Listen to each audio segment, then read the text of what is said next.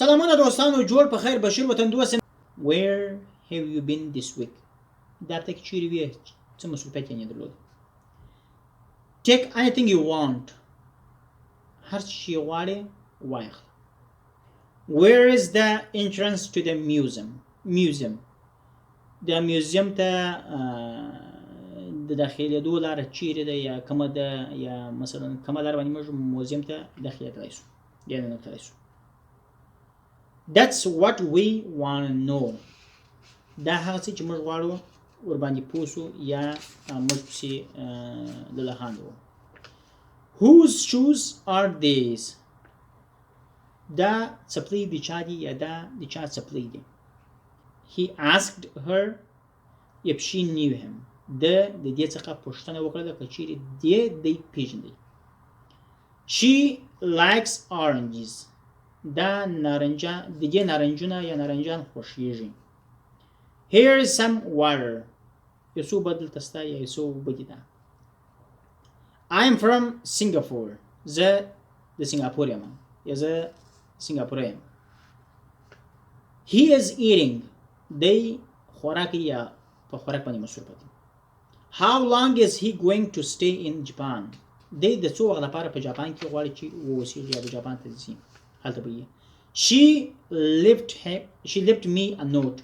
دی و ماته نوټ یا خط لیکلی و راته پرېښی و زه ویده وم مثلا یا دروازې باندې راته مښلولی و. Who painted this picture؟ دغه عکس چا رسم کړی دی؟ I'm very busy. زه ډېر مصروفه یم. I lost my watch.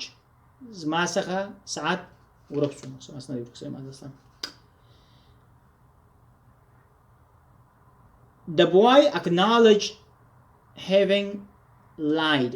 هلک دا ومنله چې د درواغ ویلي وه یا اعتراف یې وکړ چې د درواغ ویلي وه. This newspaper is free. دا مجله چې ده دا مفته ده. I usually take a bath before going to bed. زه مخکې د دې چې وبېدېږم زه لمبېږم. My brothers send you his regards.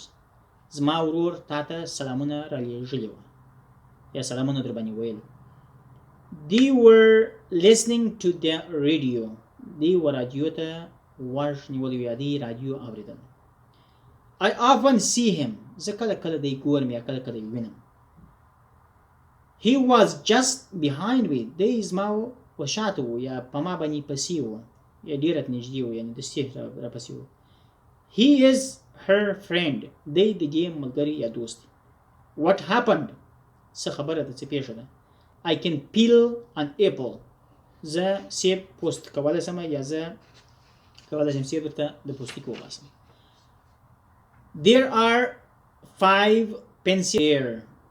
دلته 5 پلسین کلمان شته یا دلته 5 پلسین کلمان دي. This is a little gift for you. دا یوه کوچنۍ تحفه ده ستا لپاره. خدای دې وکړي چې دوستانه په باندې پوه شوي یاست. تر بلې ویډیو پورې ښې چارې.